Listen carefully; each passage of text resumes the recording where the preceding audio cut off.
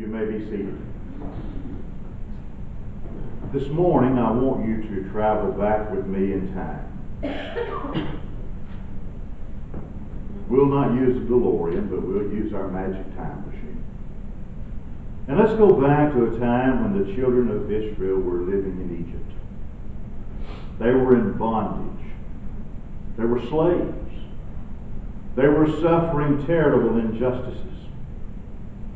There was a tongue-tied shepherd, 80 years old, by the name of Moses, who was tending his father-in-law's sheep on the backside of nowhere.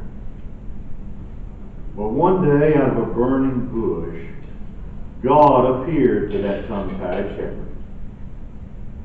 And on that day that God appeared to him in that burning bush, God called Moses to be the man to begin the great enterprise of emancipation for Israel.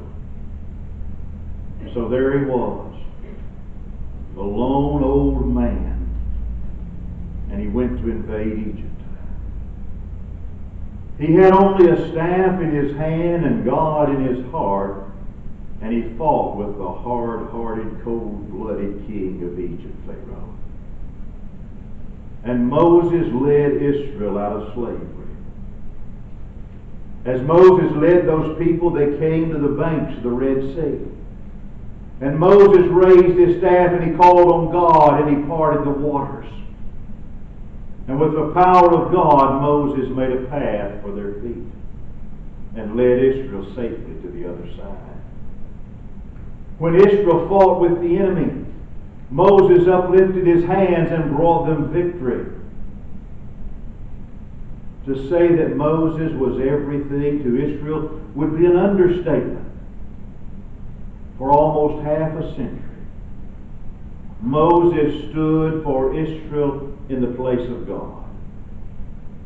For almost half a century, Moses carried Israel on his broad shoulders. But as the book of Joshua opens, we read there that Moses has died.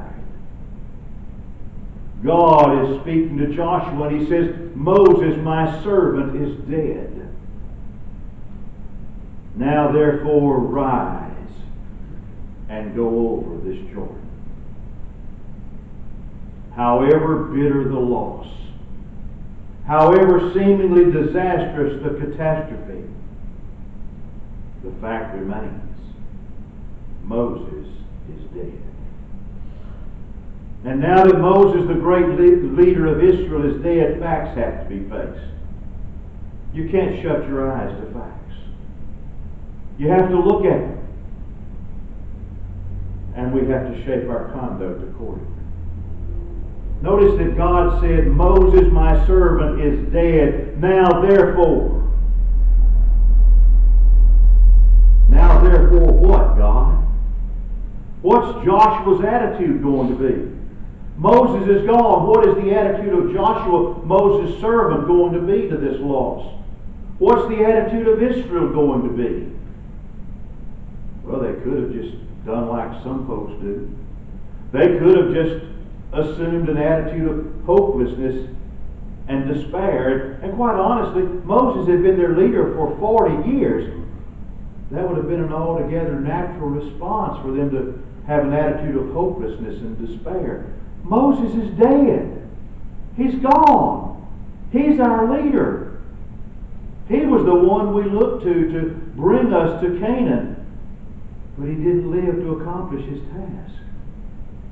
We depended on him so much. We might as well quit. We might as well give up. With Moses gone, it's just a matter of time till it's over. You see, the stern command had come to Moses, get thee up into the mountains and die. So there on the mountaintop, Moses died and left his task unfinished. The last chapter of Moses' book was never written. Moses never put his last touch to his masterpiece. He's dead. And he died without ever touching the land of Canaan. And Israel could have said, well, if Moses can't bring us into the land of Canaan, there's no use for anybody else to even try. There's no other man among us as great as Moses. No one else is as gifted as he is with his patience, his faith, his daring, his genius. He's dead. So let's just quit. Let's just give it up. Let's just go back to Egypt. If you think about it, that's the attitude that we often assume in our own lives, isn't it? We lose Moses in our life. We meet one great defeat. We're wounded by one great sorrow. We stand by the coffin. We sob and say life can never be worthwhile again. There can't ever be any hope for us anymore.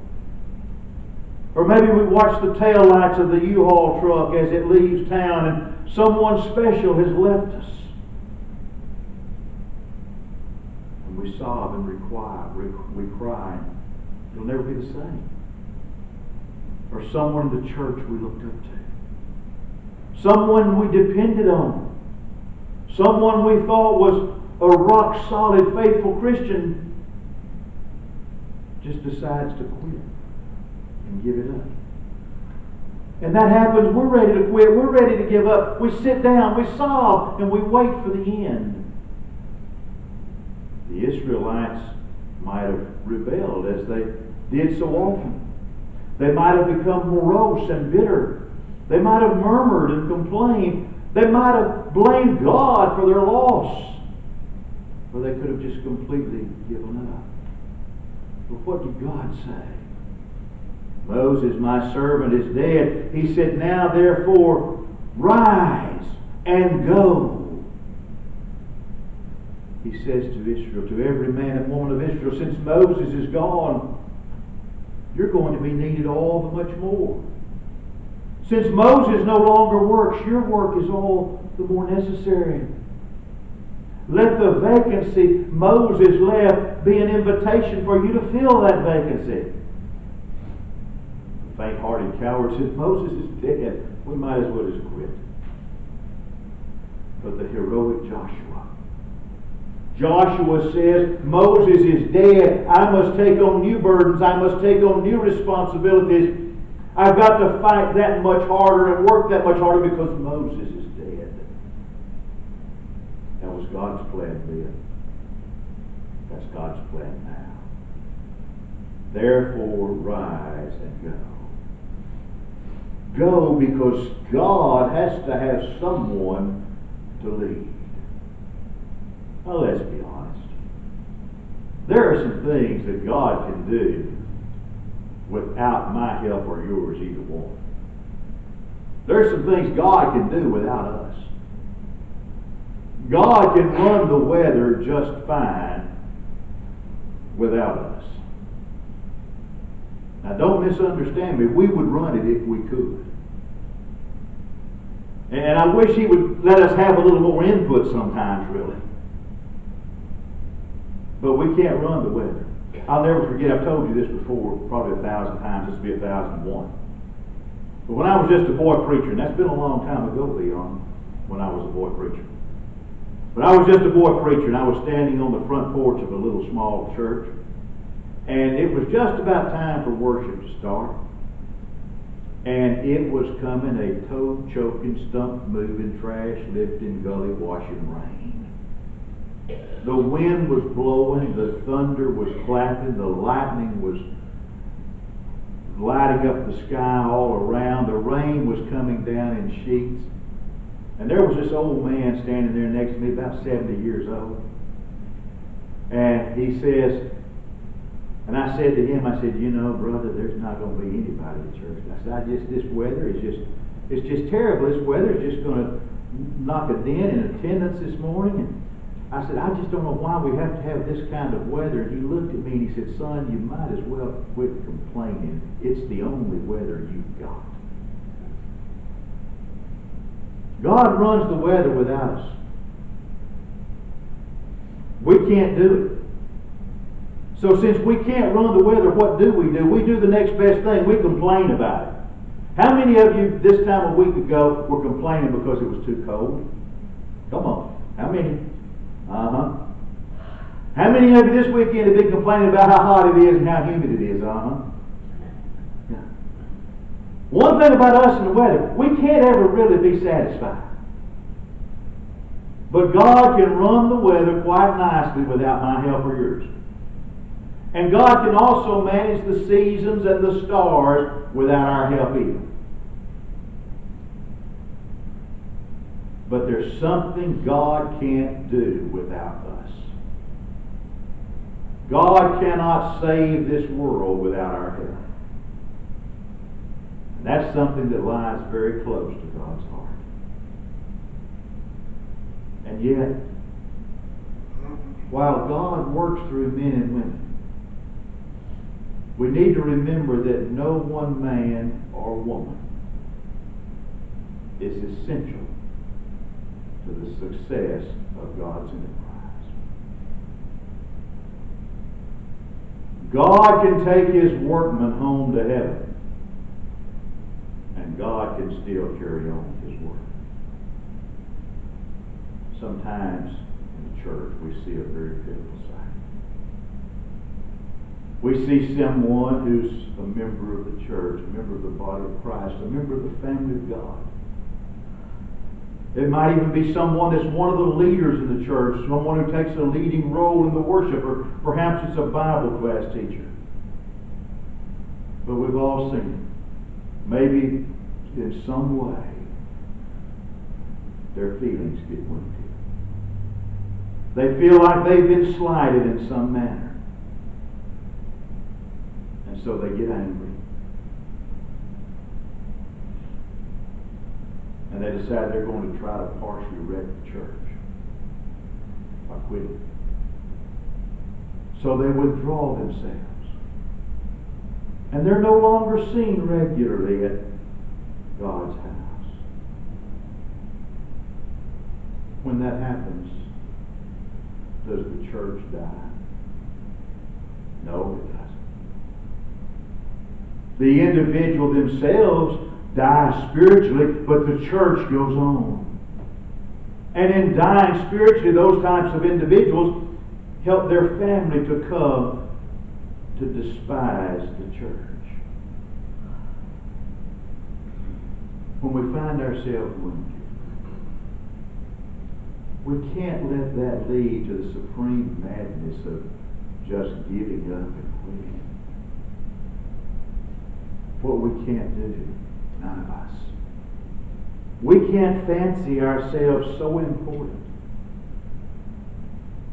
that the church of God is going to be broken up and die because we go off somewhere and pout. You and me, 1,000 other souls across this nation this morning could quit. And guess what? The church of God will go on. The redeemed of the Lord will continue to shout. And what I will find, to my great sadness and disappointment, is that I was in no sense essential to God. You see, I'm not. I'm not essential. And no one is. Only God is essential. I'm not saying that we're not needed. Every last one of us is needed. Absolutely. God has nothing to throw away. But while I'm needed and you're needed and everyone is needed, none of us is essential to the church of God going on. God alone abides. And God alone is essential. Moses, God's servant, had died, but guess what? God was still speaking. If you read the passage, it says, it came to pass after the death of Moses, the Lord spoke to Joshua. Did you catch that?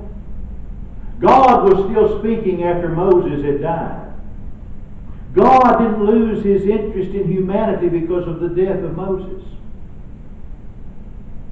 And in verse 5 of Joshua chapter 1, I want you to notice what God said to prosaic and commonplace Joshua.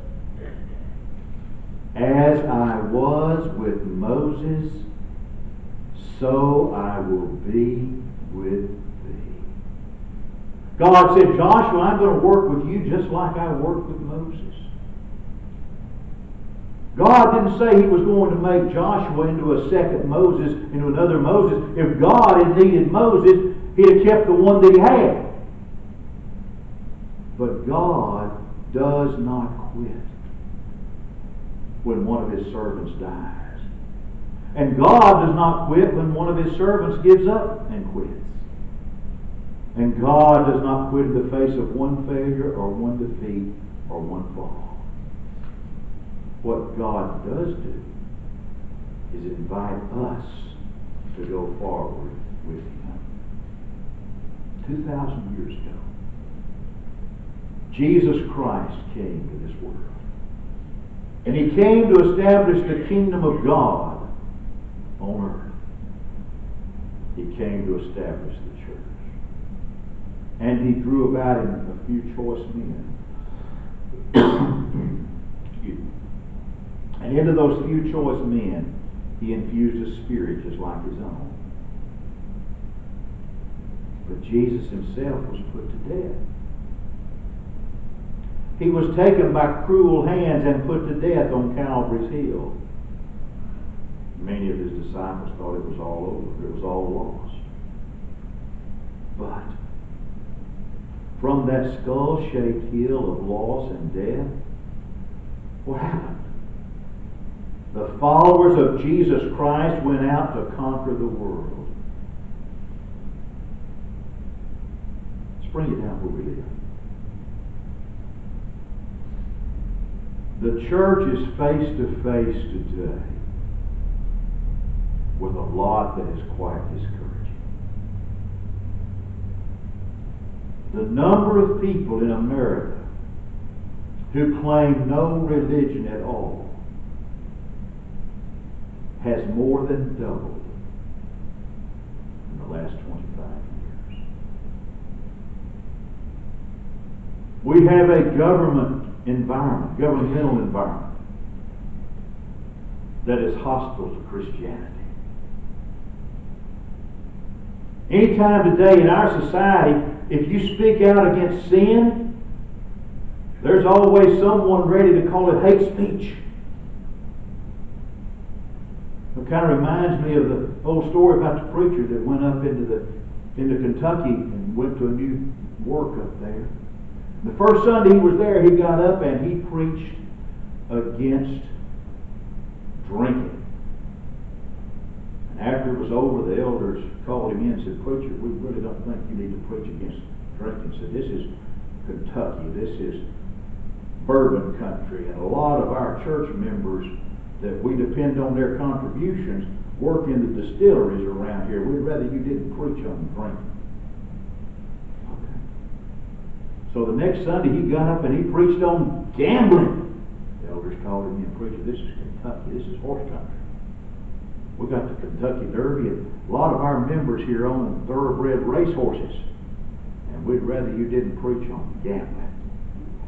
He said, "I can't preach on drinking. I can't preach on gambling. What can I preach on?" They thought of me and one said, "Well, why don't you preach against witch doctors? There ain't one of them in 100 miles of here." The way our government is, that it's going to come a day, I can't even preach on witch doctors because I'll be engaging in hate speech and offend somebody. There are parts of New England right now where less than 2/3 of the people claim to be religious. We must face the fact. As we begin this new year of 2023, we must face the cold, hard fact that the church is not the mighty force in the world that it should be. Right now, at this very moment, this morning, there are more people in Center, Texas, who are at home, on the lake, or somewhere pursuing some form of relaxation or recreation than there are in worship. And that's not the way God wants it to be. But why is it that way? Why is the church not the mighty force that it should be? Is the reason perhaps that Jesus Christ has not really taken hold of our lives? For Israel, the death of Moses was a catastrophe, but it was not a fatality. For the church not to be the power it should be is a catastrophe, but it does not need to be a fatality. But could this fact, could it stir me? Could it stir you? Could it stir us to a new effort to do something for Jesus? There's another passage in the opening part of Joshua in chapter 3 and verse 4. You have not passed this, and we have. Here we are. The very first Lord's Day of 2023. The very first day of 2023. Embarking on a new journey. On a road we have not traveled before. Let's resolve in our hearts that the Lord's going to be able to depend on us in the year ahead. That the church is going to depend on us in the year ahead. That brothers and sisters can depend on us in the year ahead. In the bulletin and all over the bulletin, you'll see 53 and 23. Just like we had 52 and 22. I challenge all of us, every week, invite one person to come and worship with us. Invite one person to come with you to worship every week. It can be the same person every week. But do you realize that based on the number of people we average in attendance, if every person invited one person every week, we would invite almost 2,000 people. Almost 2,000 invitations would be extended to worship during the coming year. And I challenge all of us to do that. I challenge all of us to resolve that we're going to do a better job for Jesus in 2023 than we did in 2022. To resolve that Jesus Christ is going to be Lord of our lives. Not just part of our lives, but all of our lives. And I don't know what's going on in your world. I don't know what's going on in your life. I don't know if you need to make changes or not. But if you need to make changes for Jesus to be Lord of all of your life, if we can help you make those changes, come and give us that opportunity as together we stand.